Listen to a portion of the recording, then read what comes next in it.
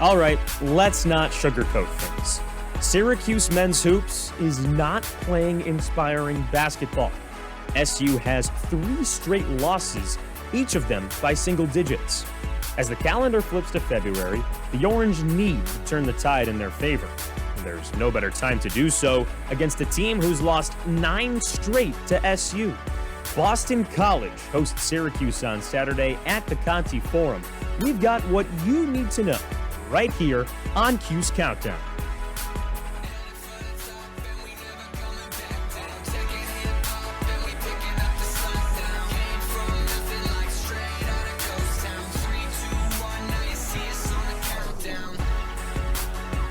Welcome inside the CitrusTV studio for Cuse Countdown. Syracuse men's basketball heads to Chestnut Hill on Saturday for a date with Boston College. Here to get you set is our analysts, Chilekasi, Adele, and Zach Letson, and I'm Joe Puccio. Before we break down the Orange's next game, we have to look at the last one. SU tripped to the finish line once again, falling to number 7 Virginia 67-62 on Monday. UVA shot over 40% from downtown, including an even 60% in the first half. Chile, what was your first takeaway from the Orange's third straight loss? Joe, again, Virginia was really able to pass the rock around, create their own shots late. Syracuse really had issues down the stretch here. Both teams, it was pretty evenly matched, shot over 60% in the first half, but it really trailed off in the second half for both of those teams, and Syracuse just ran on the gas towards the end. Yeah, my takeaway for this one for Syracuse was it's not a matter of if, but when. And by when, I mean when Syracuse is going to blow this game. It's another close game for Syracuse against another really strong team. Another opportunity, Joe, for a big quad one win. And Syracuse just couldn't get it done late. It was a matter of who's going to blow it this time. And unfortunately for Jesse Edwards, it was him picking up that big charge at the end. A lot of storylines on the court, but one storyline that was off of the court was something that we never really expected. Syracuse forward Benny Williams was not in the JMA Wireless Dome for Monday's game. Up until that point, the sophomore had started in every game this season. SU's men's basketball head coach Jim Boeheim announced that he would address Williams' absence after the game. When Boeheim didn't reference Benny in his opening statement, here was his response to a reporter's question. Coach, what's the status on Benny Williams? Is that your question? That's the most important question you have. He wasn't on the court today. Is that your most important question here? I'm just curious. He wasn't on the court today. I will answer it. All right. Your attitude isn't really good either. Benny took a personal day. He will be back at practice on Wednesday.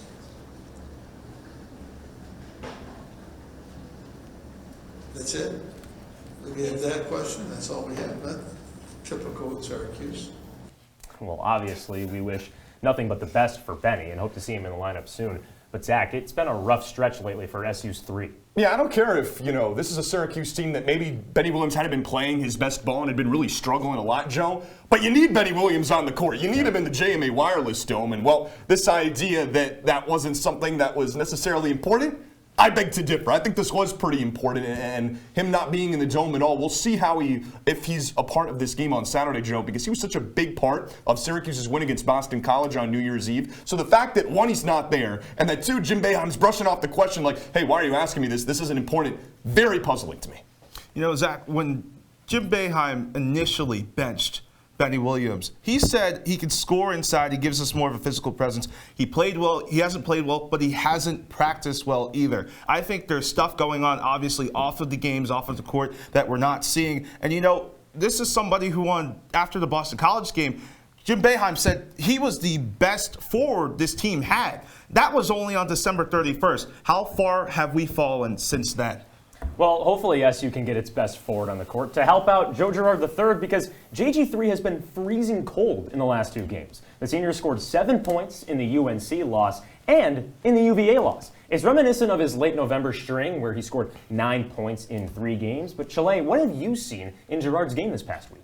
Joe, it is part of the course, and I think it just chalks down to laziness. I think Joe Girard, he really fails to create his own shot. He's such a wait and shoot kind of guy. He can't really get by his defender, and because of that, he's so unreliable in terms of shooting. If he's not a catch and shoot guy, if that's not coming to him every game, he's missing shots, and he's not getting a lot of shot attempts. At the end of the day, Zach. It just comes down to laziness, like I said. Maybe it's laziness, maybe it's, hey, now you're actually starting to play much better teams in the ACC, and we're seeing what happens from that. There's one constant with this team when Syracuse loses games. It's usually because Girard is struggling and struggling mightily. 1 in 5 are Syracuse in games where Joe Girard doesn't score 10 points. That's pretty bad, and well, there's been a few of those, Joe, as of late. And Zach, it would be 3 consecutive games with single digits if Girard doesn't score 10 or more against BC. That hasn't happened for him since January of 2021. Regardless if JG3 doesn't have it, his freshman counterparts also haven't pulled their weight. Freshman forward Malik Brown earned the start against Virginia, but forward Justin Taylor only had 6 points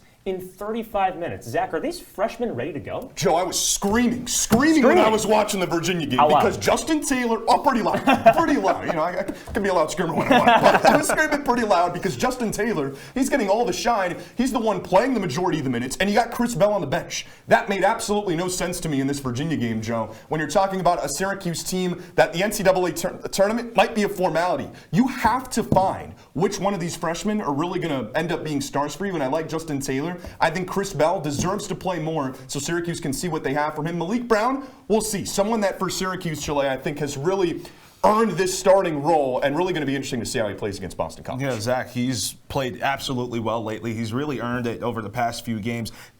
Justin Taylor, I think I was rather high on him going into the beginning of the season. You start to see had that big performance against Bryant, but he's kind of fizzled out a little bit. I think the potential is there, but Malik Brown sure looks like the shining star when it comes to the young guys on this team so far. The lineup is the biggest question for SU, especially with whatever Benny Williams is dealing with off the floor. All right, well, it's time to take a break here on Cuse Countdown, but when we come back, we introduce the Eagles of Boston College. Our analysts have marquee matchups and a breakdown of how BC can break the 2-3. Cuse Countdown continues after this on CitrusTV.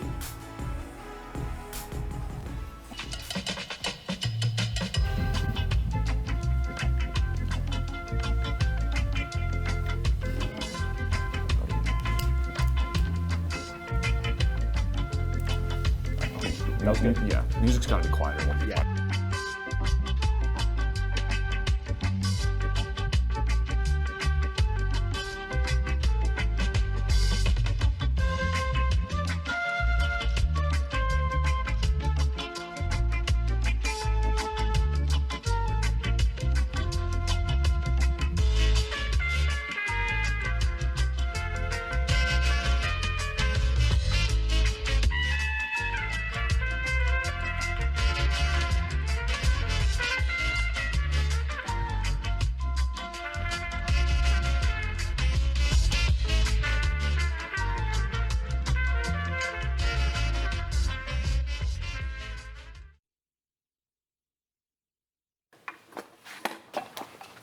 Did you hear about the pony with a sore throat? He was a little horse.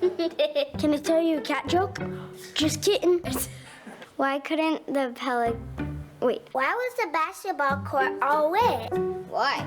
Because the players kept dribbling all over it. Where did cats go on vacation? New York.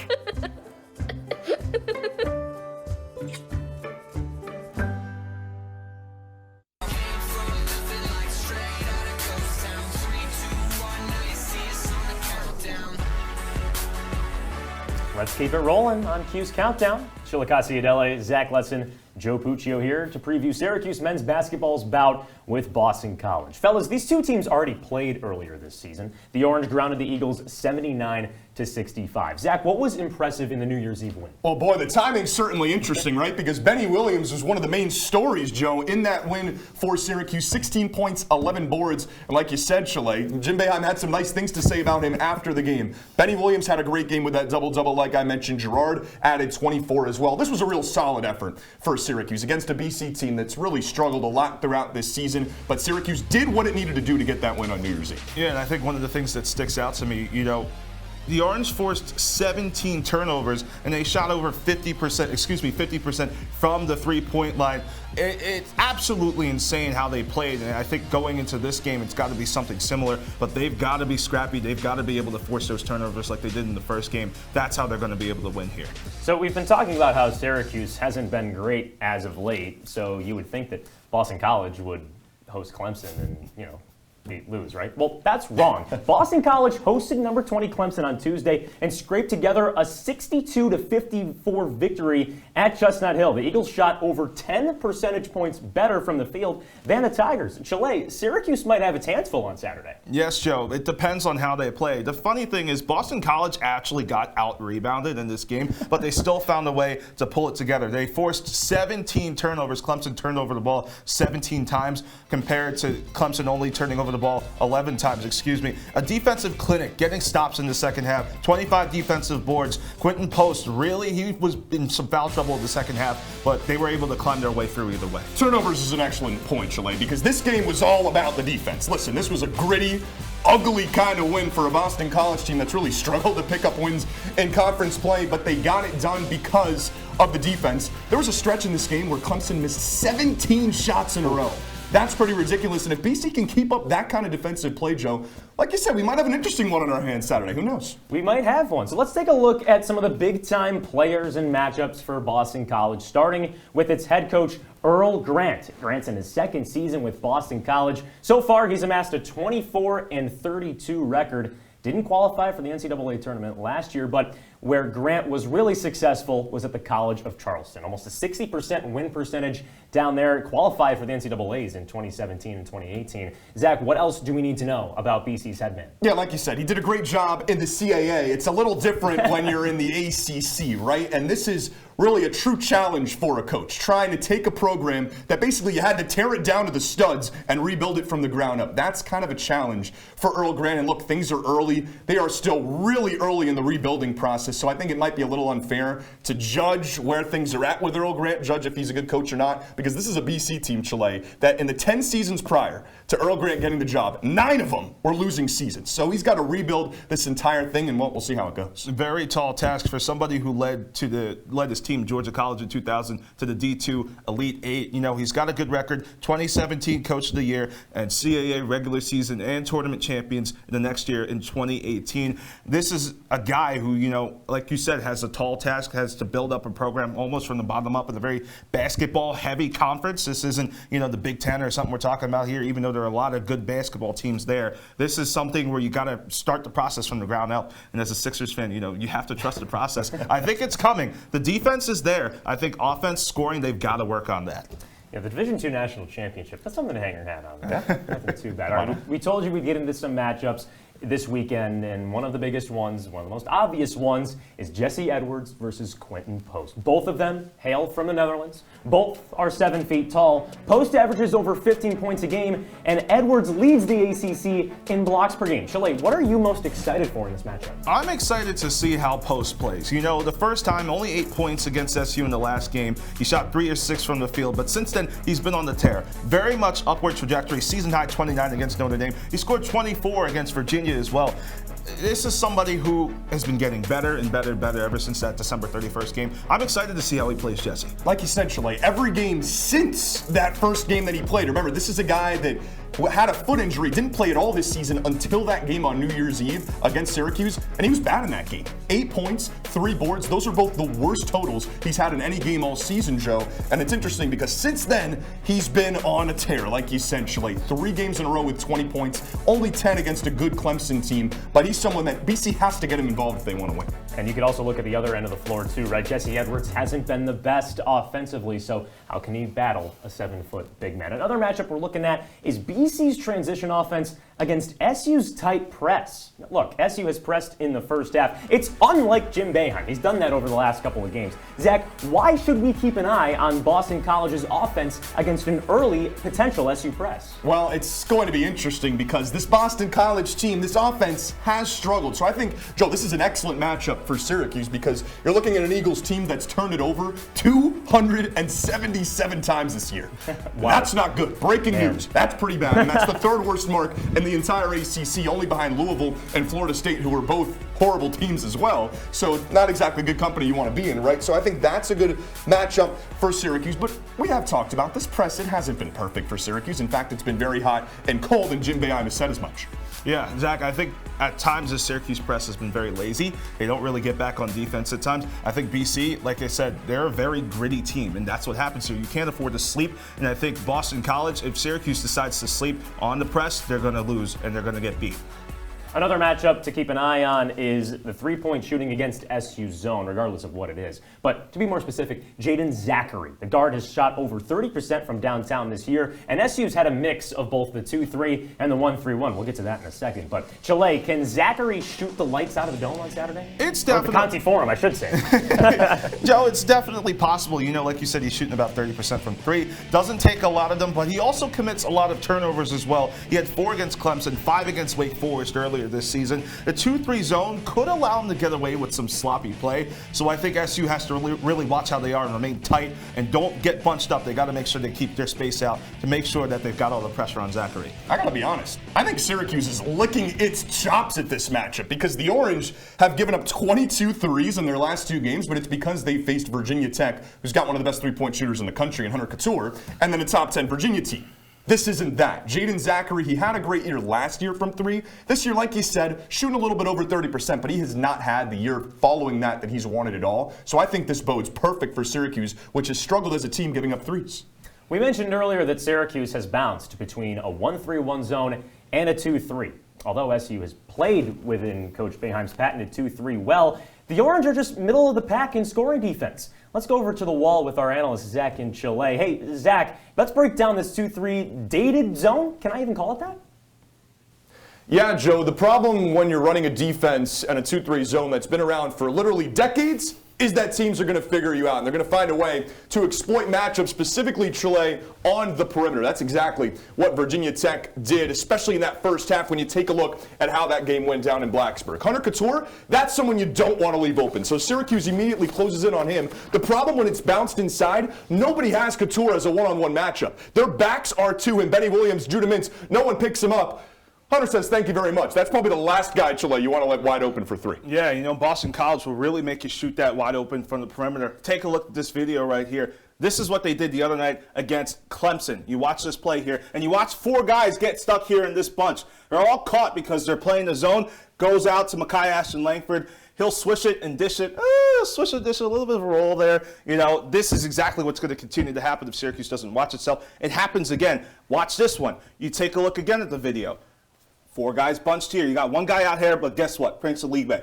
Out wide open. Swish and dish. Takes it through. And this is exactly what Syracuse has to watch. They have to make sure they're spaced out correctly because if they get in that bunch, they're going to lose and lose big, Joe. Well, guys, you are certainly some stellar basketball minds, but you guys have to change to crime investigators. That's right. When we come back, we play a little Cuse CSI. Don't go anywhere. It's Cuse Countdown on Citrus TV.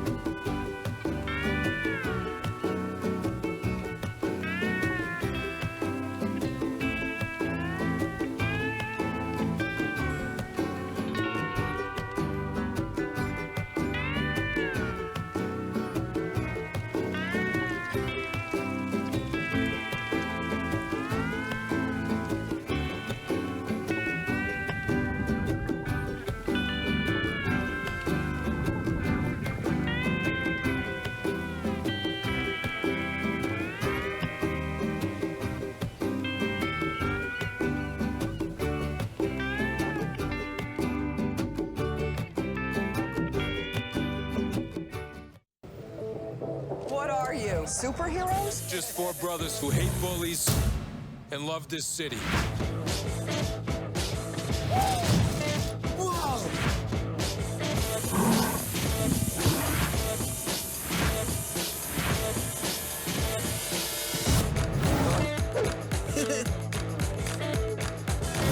Gear up, guys.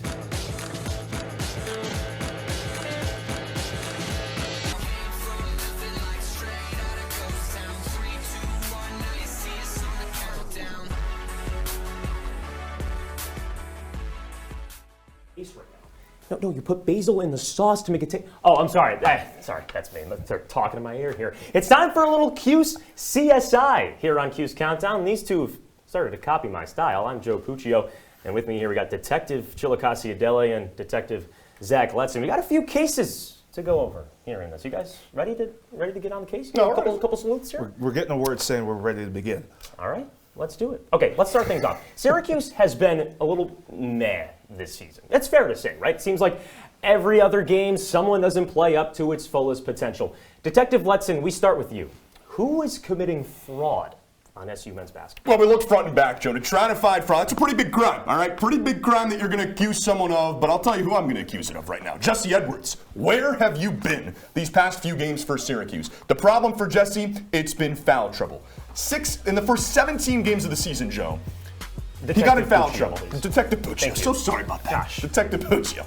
In his first 17 games, he had 4+ fouls 6 times. In the last 5 games, he's got them in every one. Are you kidding me? That's not winning basketball. And in his last 4 games, he's got 7 boards or less. Guys, if there's one thing you can count on with Jesse Edwards, is that he's going to crash the boards. And if he's in foul trouble, what are you going to do? Put in Munir Hema? I don't think that's going to go well. I don't know. So, yeah, I think it's Jesse Edwards because that has been kind of synonymous with Syracuse's struggles here in these last 3 games, Chile. Jesse Edwards has to stay on the court. I'm getting word my fraud is Judah Mintz, and here's why. Whoa. Listen, it's a hot take. He's produced very well offensively, but here's the problem. His ball handling has been very suspect at points during the season, and sometimes, too, I've questioned his jump shot as well. He's done a lot of offensive production, we know, but the problem is this dude was hyped as if he was going to go to the NBA one and done.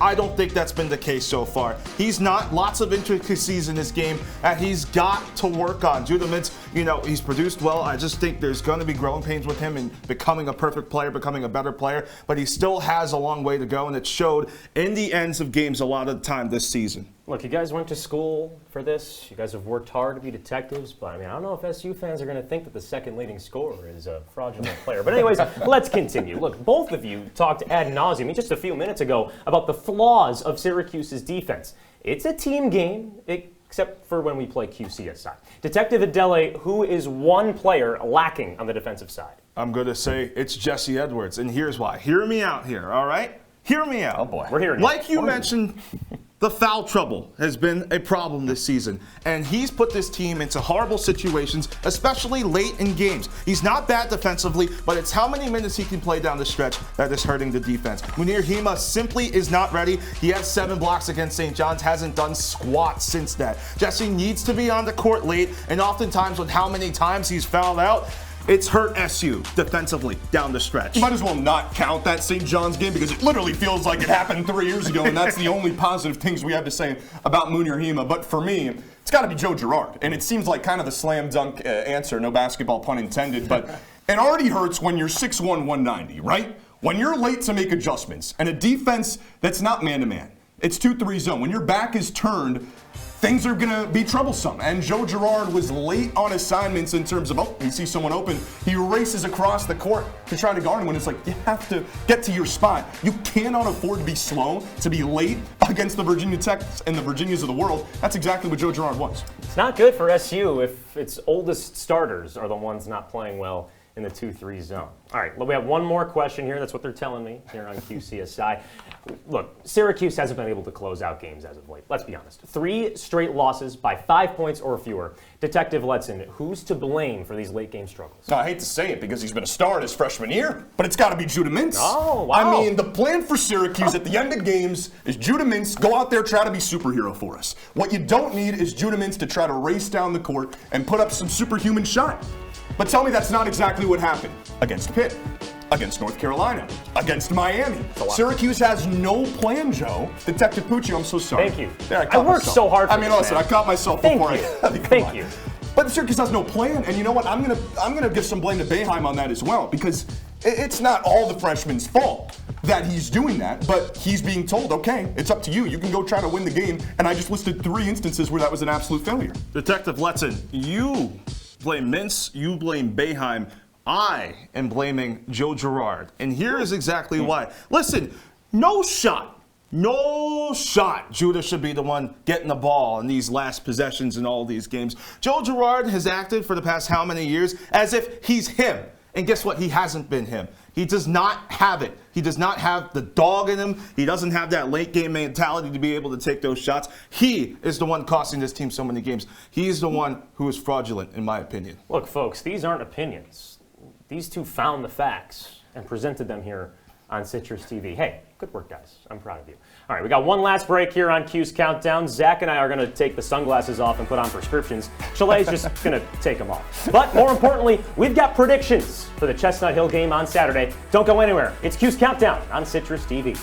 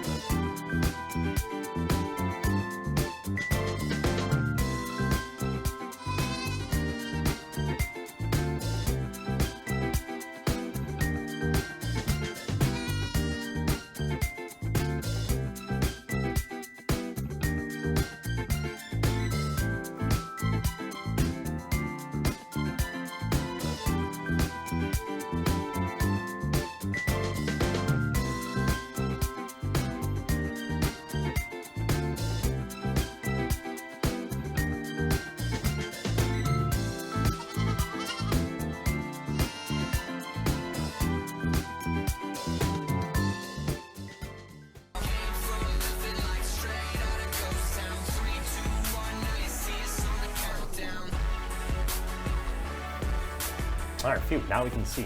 It's a little bit better. These lights are pretty bright. I know, right? They don't need sunglasses. We're wrapping things up here on CC. Chilekasi, Adele, and Zach Letson. I'm Joe Puccio. We're here to give you some last bits of info before SU battles BC at 5 p.m. on Saturday. Fellas, SU has been pretty lifeless as of late, so let's go back in time to the good old days. When you think of BC and Syracuse, you have to go back to January 21st, 1984. BC's Martin Clark misses a free throw that would have given the Eagles a 1-point lead, but it wouldn't have mattered. Pearl Washington, bang! An all-time moment, not only in Syracuse men's basketball history, but all of college basketball. Chile, Boeheim's doing gymnastics on the sideline. Over 30,000 people not only witnessed that, but stormed the court because Pearl Washington was one of the best to ever do it. Well, the stark contrast between then and Monday night, Oh, yeah. right? Pandemonium Pearl, the shot heard around the world. Wish we could see crowds like that for today's games, That'd be right? nice. I know. I mean, the fact Jim Boeheim leaping like a frog during that game, absolutely insane. And you know what's crazy? SU turned the ball over 17 times in that game, but it didn't matter. I seem to be mentioning the number 17 a lot tonight. Maybe it will be crucial on Saturday. 15 lead changes. Insane. Crazy stuff. Oh, first of all, Joe Puccio, how about you channeling your inner Mike Breen on that call right there? Yeah, That was pretty good. That took a lot out of me right It there. A lot. did, didn't it? Yeah, but I mean, if that call, that moment right there, right? If that doesn't inject chills into you, you might want to check your pulse. All right? You might want. You just might want to, because that is arguably the most electric and most memorable moment in Syracuse basketball history. We wish this was a Big East bout like 1984, but with both of these squads in the ACC just hovering around the middle of the conference. Zach, how much weight does this game in 2023 carry? Well, I'll tell you what. You better not lose, because I don't know how much a win does for the Syracuse team in terms of NCAA tournament. That ship has probably sailed. But Syracuse, what I'm looking for in this game, the importance of it, how do the young guys play? Because that's what's going to matter down the stretch. Yeah, I think freshman play is absolutely important too. This is just a get-right game. You know, SU should not lose this game, but they've got to make sure they're sound offensively, defensively. The zone has got to be sound, and they've got to score. And like you said, the freshmen have got to play well. They are the future of this team, and they got to start showing it as we head into the final month of the season. All right, fellas, Syracuse 13-10, Boston College 11-12. This is what all of you have been waiting for. It's prediction time here on Cuse Countdown. Chile, give me your score. Who's winning down at Chestnut Hill? Or I guess I should say over at Chestnut Hill. my geography. Over to the east, yeah, right? Something like that. I got SU winning this one 74-68. That's not without some things. I think Quentin Post is going to play very well on Jesse Edwards. I think he's going to have a big game. But at the end of the day, I think SU will pull through at the end. They're going to win by 6. It might be ugly, but I think Syracuse gets it done. Similar score, I'm going Syracuse 76-67 in this one. Like you said, Quentin Post, neutralizing him, that's going to be the key. Yeah, Syracuse and Boston College. It's going to be a big game for Syracuse. Obviously, Boston College gets to 500 overall. It's good for the Eagles. But this Syracuse team, you're expecting SU to go down to Boston, over to Boston, and get that win. I got to look at a map after this show. But hey, it is a big day of sports on Saturday for Syracuse. 1 p.m. is the Syracuse men's lacrosse opener at home against Vermont. Then SU takes on BC at 5 p.m. with OPP at 9 p.m. So follow us on CitrusTV Sports on Twitter for all the latest. For Chilekasi, Adele, and Zach Letson, I'm Joe Puccio. Enjoy the game.